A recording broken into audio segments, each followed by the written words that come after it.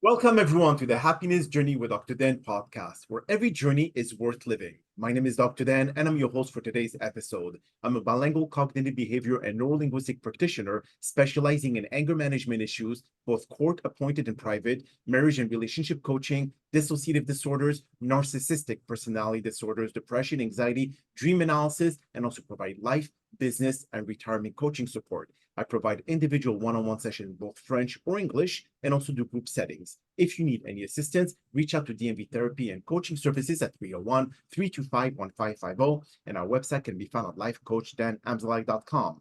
Now, in today's sixth episode of season 35, I'm very excited to have Cheryl Stelte, a master healer and spiritual coach, who will join us today for our thought-provoking discussion on overcoming the fear of failure, cultivating gratitude rather than taking life blessing for granted, and discovering greater purpose and alignment in both your personal and professional journey.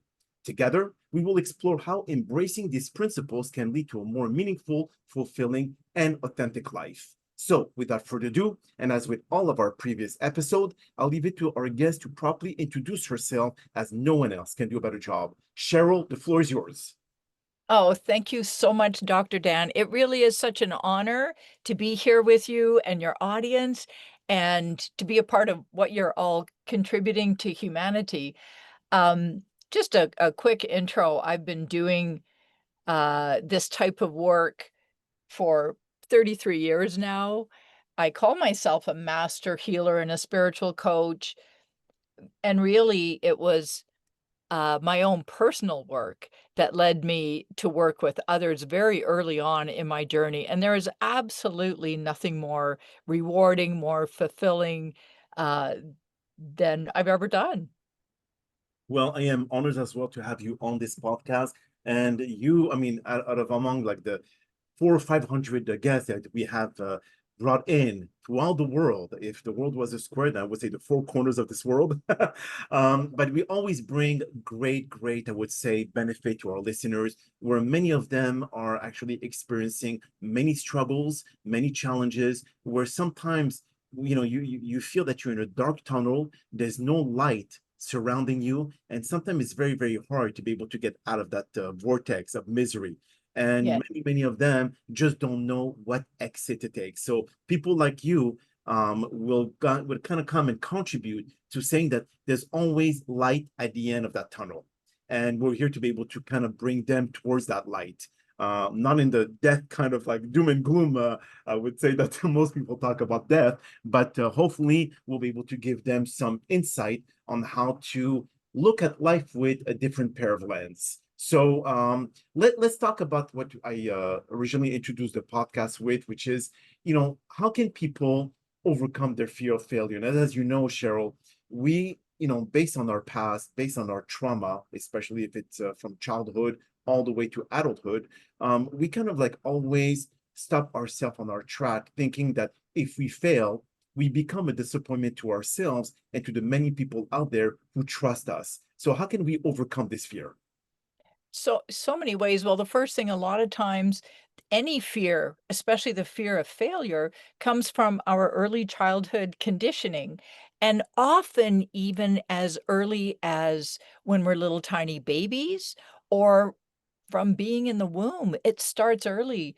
You know, it's science is starting to discover more and more what the fetus feels. So some of us, we take on the emotions. A mother may have been very fearful, how am I going to take care of this child, or in an unhealthy marriage, or couldn't provide the means, anything like that, or maybe she feared people around her. And the fetus can take that on. So our wounding, our trauma can actually start very early. It can start, 2 years old, 4 years old, etc. And that's our conditioning. It's sort of what we're born into this world with. Mhm. And I have to say, I believe all our souls choose our parents, we choose our journeys, and we're all here to learn and grow. So, fear of failure, if we think of it this way, it's part of our journey. And the more we can release the previous conditioning, the more we can discover who we truly are and how powerful we actually are. And, you said, you spoke about the light at the end of the tunnel.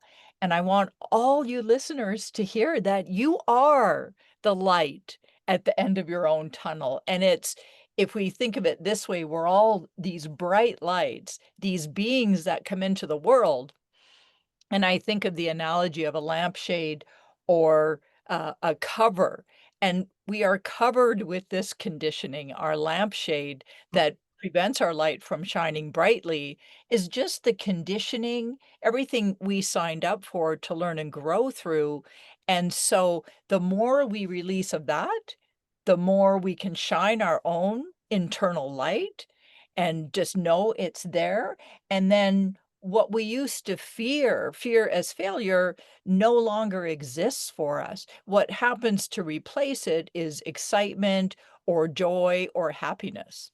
But then again, just like anger, we cannot cure anger. We could just manage the symptoms. So do you think that it's all about managing your fears, managing and how to handle when something traumatic comes and let the amygdala not really process it the same way as many others do, which is it a fight or flee, like the sympathetic nervous Yes. system. So is there a way to be able to manage those fears? Oh, yes, and that is so important all the way along the journey, and I learned that early on early on. Fear, anger, those types of emotions are normal. It doesn't mean we're going to ever get rid of our uncomfortable emotions. We're designed to feel them. And so to me, the best way to feel though is to number one, feel the emotions, don't stuff them down. Because when you stuff them down, it's energy that builds up inside of us and stays stuck and contributes to our wounding, contributes to our earlier traumas. And so if you can when you're feeling your emotions, allow yourself, one, to feel them and feel them with a long, full breath in the lower abdomen. So even if you're driving right now, doesn't matter where you are, you can put one hand on your lower abdomen or just tune into your lower abdomen and keep both hands on the wheel. But breathe in long, slow, deep breaths. And I mean long as in 6 to 8 seconds on the inhale and 6 to 8 seconds on the exhale. And what that does, it helps to calm the nervous system. And you do this while you are feeling your emotion, and it allows it to move through you until you don't feel it anymore. Mhm. It's a great, it's not just a coping skill.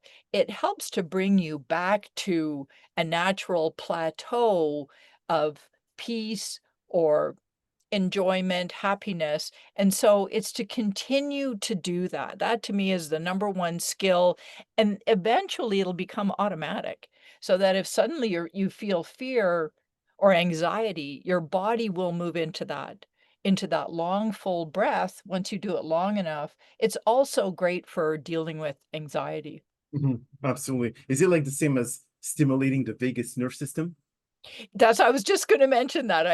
It does, it stimulates the vagus nerve system, which is so important, that helps calm you. It's regulation, it's emotional regulation. Just a simple, long, full, deep breath. And I just want to say to the listeners that when we say the Vegas, it's not written like Las Vegas. It's Vagus, and that's very very important in terms of in case you want to research it. So it's but then again, when you talked about the trauma starting at the womb, and when we look at because I took many classes related to meditation, Cheryl, and also breathing exercise as you just mentioned with the different tempos, etc. If let's say the best way to be able to take advantage of successful meditation is to do them when you are actually asleep by listening to positive affirmation throughout your sleep, because this is when the subconscious mind kicks in while consciousness actually remains asleep. So is it, and as we know, a lot of the I would say babies in the womb, they hear voices after a certain, I think maybe on this 5th or 6th month, and this is where it's always good to talk to the womb because they will listen. Hi, I'm your mom, I'm your dad, this is it. So if you make the womb listen to positive affirmation, Do you think this is going to be beneficial to be able to potentially eliminate future trauma? Yes, it's definitely beneficial, and I call that it's the reprogramming phase. And there's a lot of science out there that proves that that is very beneficial. And what I find with my clients, I work with them. The healing I do is I work with them while they're awake and help them access what is actually in the subconscious, which were the emotions that were never processed. So when we're reprogramming through sleep that way, we are overriding. And so it's a great complement to the work I do, which is removing, releasing all the emotions that were not processed and are actually stuck as energy in the system. And that can be in the womb, in very, very early childhood, and then what happens is we even start to think differently. It really shifts your state of being and starts heading you in a new direction in life, in your state of being. So it's about releasing. And then I also work with reprogramming using the full breath. So if you're doing the sleep method on top of it, it's absolutely a bonus. So then basically what you're doing is what psychotherapy do with EMDR, which is eye movement desensitization and reprocessing to be able to treat PTSD or PTRS or any other type of trauma, which is kind of like bringing people, as you mentioned earlier, you do not want to shove those emotions deep down with this negative energy because eventually it will erupt like a volcano. So you want to be able to kind of like acknowledge it, know that it is there, and process it in a positive way. Because then if you don't, this is why people stay in their traumatic state. Yes, and I don't, I certainly don't have the training and the experience with EMDR like you do, but I do have experience with it and a fair bit of knowledge.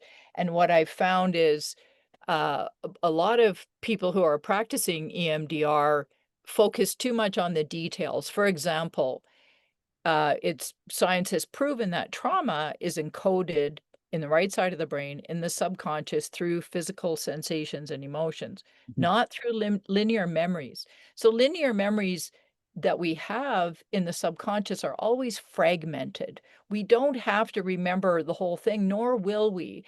And my experience is that some or many, some practitioners focus too much on the details, which don't matter. It's more about how do you feel and what do you notice in your body. So you can do that yourself. You can do that with a practitioner. And my strongest advice is to focus on the physical sensations, how that feels in your body, and allow it. Breathe through it with a long, full, deep breath, and focus on the emotions. Allow yourself to feel them, and then it's through releasing these emotions and the physical sensations, which is how the trauma is locked in and stored. And then you discover more of that light that is the truth of your being. And you discover more about yourself. And then the emotions that replace what you were previously feeling are a much higher level: joy, happiness, hope, that sort of thing. But then again, when we look at how people cultivate gratitude, and sometimes we, as human, we tend to be able to focus too much on the negative, and this is common nature, I mean, for most. And the thing is that we, when we accomplish our goals or whatever we set ourselves to achieve, we kind of like, okay, the two next words we say, what's next in our life? What comes next after we have achieved that? We never really take the time to say, you know what? I've done a good job. I've done this, I've done that. Look at everything that I've accomplished. It's always a race, always something that we need to get to the next time around. And we never really take the time to be grateful with what we have. And that stems from creating another type of negative energy in our lives. And that really continue into a vicious cycle. Yes, and it's all part of our conditioning, especially in the West. It's about slowing down, and as you're I just agree with you 100%, and it can even be with just a simple meal, eating porridge, eating your oatmeal in the morning, and just eating the porridge and feeling how grateful you are that you have food. You know, my parents used to say when we were little, you know, there's starving children in Africa, Mhm. and be grateful for your food, but it's true, and to allow the gratitude to flow naturally. If you sit in any room in your home and look around at the things that you have that you really enjoy, look outside at what's outside of you, look at your work, the people around you, and just stop. And it doesn't have to be forced. Oh, I should feel grateful. Put your hands on your heart and just feel what it is that things bring to you and those special moments. And that actually raises your vibration. Mhm. So and if you start to do it regularly, it starts to happen more naturally. And So yeah, maybe we should encourage everyone to go visit a hospice and make them realize that how lucky they are to be able to breathe without an oxygen machine, or to be able to walk without like the help of a wheelchair and all of that. So sometimes, we have to come back to a certain type of reality and start understanding that we should be blessed with what we have, even though we may not have all the means that Jeff Bezos or Mark Zuckerberg has with financial status. But at the same time, they do not, they deal with a different stress, come to think of it. And we should be grateful in every possible way that we have our health. And many do take this for granted. yes, it's true. And you know what really helped me, I've traveled a lot in developing countries, every country in South America, some in Central Africa, India, Thailand. Thailand's not really developing, but seeing people who are impoverished and what they go through, you know, in Africa, women with children on their backs, and traveling and really getting to know the cultures. And I I would always write when I traveled to friends and family, and people would get reality checks. Wow, my biggest concern was the Wi-Fi in my community is not working properly, and here you're dealing with people who aren't sure if they're gonna make it through the day. You know, are they gonna have enough food for the coming month for their children, and that sort of thing. And so even, you know, we talked about fear of failure in the beginning, and one of the things too, if you look at your fear of failure, say you've decided you're going to take a course, you want to learn something new, you want to get a certification, or even, you know, a master's, a doctorate, whatever, and you have this big fear. What about being grateful for the opportunity that you have to even try? Just grateful for that opportunity that no matter what happens, even if you don't get your certification, you are going to grow through that opportunity. So I find in my life gratitude for opportunity. This truly is the world of opportunity. And finding it that way and letting yourself feel it. Notice how your nervous system changes. Notice how gratitude feels in your body. That is something really interesting that you just said, Cheryl, because when we kind of like replace all those negative thought that we give ourselves, we criticize ourselves too much. And I actually had before you had another guest, and we're talking about just that regarding self-critics or not understanding what we bring into this world, because we're so accustomed to being berated with negativity, being condescending, and we don't really realize, because as you said about the childhood trauma, and if we've always been kind of rejected by our parents, by our friends, family, whatever it is, that kind of leave a really, really deep wound that is very, very hard to heal. So that in itself causes us to be able to bring all of this into adulthood. And eventually people will need to have the help of psychotherapists to be able to manage all of those. But when it comes to realizing our value and really standing firm in who we are as individuals, um, is there a way to be able to help others, either like what you've done before, and help them realize that, you know what, I am a person of value, I know what I'm worth, and this is what I'm going to stick with. Yes, I work with people for a short, rather intense period of time. Not that it's super challenging, but just for a short period of time, and they always become the person they couldn't imagine. So in the work I do, we do very deep healing work in the subconscious, and it's all a matter of discovering who they truly are, different aspects of themselves. And I also do readings on people. I can see people's energy through the chakra system, and it's beneficial that I can see where their deepest wounds are, but also where their light is flowing well, where the energy in their system is flowing well, and what their superpowers are.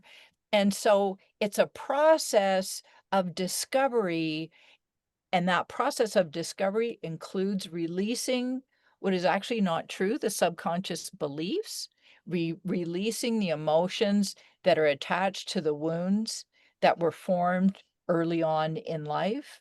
And then the discovery is the truth of the being that lights you up and that gives you the joy to experience life in a very different way, experiencing yourself very differently. And once I go through that brief period of time with my clients, I always ask them, "Did you ever imagine you would become the person you are now?" And they would always say, "No, I couldn't imagine this." And it's always beyond what you can possibly imagine because your imagination is limited, is restricted by your conditioning. Absolutely. And you bring up a good point because, instead of focusing on their weaknesses, we focus on their strength. Just like what I do with the marriage, really, marriage and relationship counseling. And I always, when a couple comes to me and tell me, instead of like me asking them what is wrong in your relationship, I always ask them the first question, what brought you together in the first place? So I emphasize primarily on the positive aspect of the relationship, how they met, what are the good memories, instead of saying, what's the problem with your relationship? Because then, of course, they have a barrage of problems. That's why they came to see me. But then at the same time, instead of starting with this, I start with the positive. So eventually, as they see more and more positive in what they had before, then the negative, they realize that it is not as bad as they thought. I love that because you're reflecting back to them how much they valued the relationship before. And when we start to go through troubles, problems, we lose that. We Yes. we lose sight of it and we don't feel it so much. And so it's similar to when I do the readings, I can reflect back to the people, their gifts, their strengths that maybe other people haven't mentioned to them, or they don't even recognize as a gift or a strength in themselves, or it hits home and they say, "Yes, that is so true. Yes, I am that way. That's right." And then, like you, we utilize those gifts and those strengths, everything that's going well to help heal and release the problems, the troubles, so that we can move to a whole new level of those gifts and strengths. Absolutely. And this is why when I deal with attorneys or divorce attorneys that send me a lot of their clients, they tell me then I feel that there's still a connection between them. So the fact that they came to see a marriage counselor, this shows to me that they're willing to be able to fix it. But then again, on the other side of the spectrum, we have people that come to see a therapist when they know that there's no hope at all. So in the back of their mind, they're already signed out of the relationship. So again, there's a paradox right here. Some of them come because they feel that there's still hope, while others come just to be able to say, hey, you know what? I still tried. Just to be able to justify their behavior. Exactly, exactly. I hear you, and it's that attitude that we enter into anything in life with, our attitude and our conviction within ourselves. Now, I don't work with couples per se, but I will tell you that all the married people I work with, and I primarily help mature women who know that they're meant for more, they know that they're ready for that next level, and they've done a lot of personal work. Either their marriages improve exponentially or they start heading out the door. And it's never the marriage never really stays the same. And I've even had some women, some clients say, "You're working on my husband, aren't you? You're doing something to my husband because he's really changing." And what I help them see is that they are changing. It's their vibration, their state of being that starts to change. So he can't be the same. You know, that's the dance of intimacy that you know, we all know about all of that.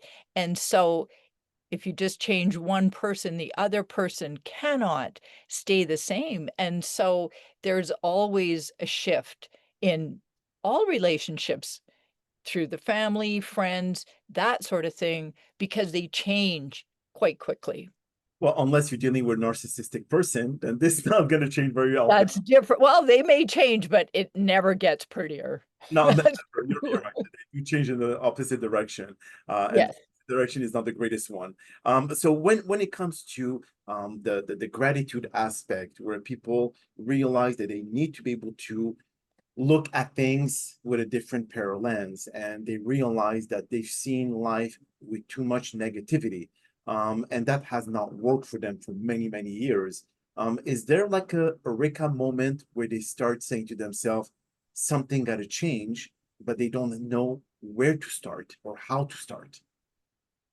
Yes, if they're so what happens is it's like people reach a plateau, in wherever they're at, and it's the awareness. Awareness doesn't heal us, but the awareness gives us the direction forward. We know we need to do something. We know we need to find that exact person, and we start to see that, oh, toleration levels can change, and that is often a real motivator for people. So it might be you're in a relationship and there were certain behaviors of your partner that you used to be able to tolerate, and after 15 years, you suddenly can't tolerate them anymore, or you can't tolerate your own behaviors. It might be, you know, whatever, addiction to the screen or overeating or the way you speak to your children or anything where we used to be able to tolerate things that were uncomfortable, that didn't make us feel good, and we suddenly can't tolerate it anymore. And whatever we've used in the past to help us move beyond our problems is no longer working, and we sort of reach a plateau. And I see this so much today that toleration levels are shifting because humanity is evolving as a whole. We are all growing at a much more rapid pace than ever before. So toleration levels are shifting. So if you look at your life from the level of what am I tolerating now, that I've always tolerated, or better still, what can I no longer tolerate? And look at all your tolerations, what are they reflecting back to you? But then Cheryl, and I'm not sure exactly if you would agree or not, but then again, it's also biological because after a certain age for women, after 43, which usually they enter a perimenopause stage where their estrogen level do drop considerably, then the tolerance level goes at the same pace or the same rate, and they less tolerate their behavior of their significant other. And this is why a new statistic says that 81% of the women who enter that age or that perimenopause stage actually initiate divorce. Yes, and so that's one thing to be concerned about. And any health issue, you can have someone with Crohn's or serious gut issues, that affects the brain. It affects mood. So it's always important to see your doctor. If you're seeing that you're just miserable in your life, and fatigued. Fatigue often goes with any health issue. It's you want to have blood work done so you understand what's going on, but I see a lot of people with even gut issues today. It can be hormonal, that sort of thing, and even through perimenopause, you can shift, and that can be one of the most joyous times of life. But those sorts of things are very important, and we could, you know, we could list all the health issues that affect mood and your brain, your thinking, your energy level. So it's just your basics to eat healthy, know what's best for you, stay active, all those things. Health absolutely matters. So it's addressing the whole person. Absolutely. And you know what? Pardon my French here, Cheryl, but I think with all the shit that people eat out there causes all those gut issues. And I've been practicing intermittent fasting for close to a decade. And I have healed from a lot of gut problems. And the thing is, the medical industry does not want to give you that simple, I would say, process or simple, way of life, because they know that if everyone did the same thing, which is take care of their gut by not really eating those three pathetic meals a day, they would be able to cure a lot of their problems. But then that means that the pharmaceutical industry will not make the money that they're making right now. And that's the reason why doctors are not educated, because they don't want them to be able to know the simple way to be able to approach the Crohn disease or any of those problems out there. But of course, when you let it go to that level to have Crohn, I'm not sure how much of the fasting will be able to help, but it does alleviate a lot of the symptoms. So people need to educate themselves. They need to be their own advocate. And this is why I feel that a lot of the things out there, it's just really very toxic for us. Yes, and it's multifaceted, isn't it? I read once that, and this is a number of years ago, that Western medical doctors have one day that they study diet. Their training is primarily prescription. Yes. And yes, and they're great for surgery and they understand anatomy, and I don't want to be here to bash doctors, but I absolutely hear you. And what happens when we're eating poorly, it can often be we were raised that way. I just met a woman whose mother never cooked, and they might have chocolate pudding with whipping cream for dinner. Uh, and she kinda lives on sandwiches, so look at that, but I want to bring something up. A lot of people were conditioned to not be responsible for our health. "Oh, I can just go to the doctor and I can get some pills. Oh, this is what's available, so I'm going to buy this." But it's educating yourself and taking responsibility, and that's a root chakra thing. So what often happens, the number 1 chakra to heal is the root chakra, so that you feel safe and stable in the world. Sometimes we're eating for comfort. Yes. We Boredom. we we want to feel better, boredom, whatever it is, but it's the ultimate level of the root chakra is responsibility for the self, for your life, and what your soul came here to do. So most people, there's 3 layers: safety and stability. So if you don't feel safe and stable in the world, your health is going to be affected.